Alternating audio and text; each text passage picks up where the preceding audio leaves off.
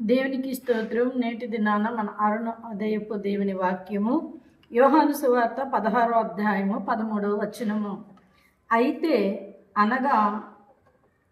అయితే ఆయన అనగా సత్యస్వరూపైన ఆత్మ వచ్చినప్పుడు మీరు సర్వసత్యములోనికి నడిపించును. ఆయన తనంతట తానే ఏమీ బోధింపక వేటిని వినునో వాటినే బోధించి సంభవింపబో సంగతులను మీకు తెలియజేయును. హల్లెలూయా. ప్రియమైన దేవుని బిడ్డ, ఇది నాన్న తెలియజేస్తున్న ఈ వాక్యము సత్యస్వరూపి అయిన ఆత్మ మీ మీదకి వచ్చి ఆ ఆత్మ ఏం చేస్తుందట? సర్వసత్యములోనికి నడిపిస్తూ ఉంటుందంట. హల్లెలూయా.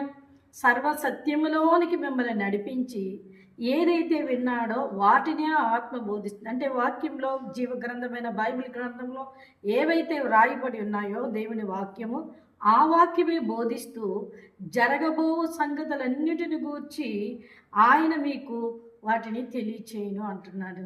హల్లెలూయా.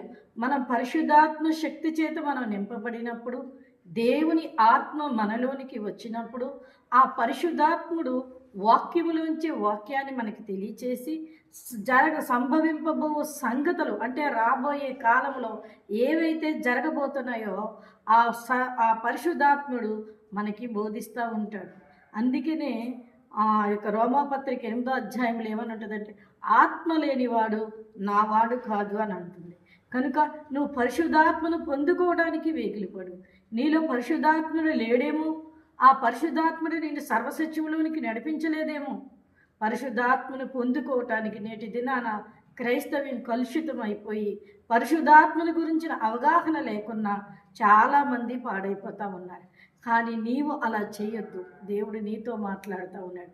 నువ్వు పరిశుద్ధాత్మను పొందుకొని ఆ సర్వసత్యములోనికి, ఆ సత్యస్వరూపైన ఆత్మను పొందుకొని సర్వసత్యములోనికి నడిపింపబడి జరగబోయే సంగతులు దేవుడు నీకు వేటినైతే తెలియచేస్తాడో వాటి యందు నీ లక్ష్యం ఉంచి అరుణోదయాన లేచిన వెంటనే నీ వాక్యాన్ని పట్టుకొని నీ జీవితాన్ని ప్రారంభించు.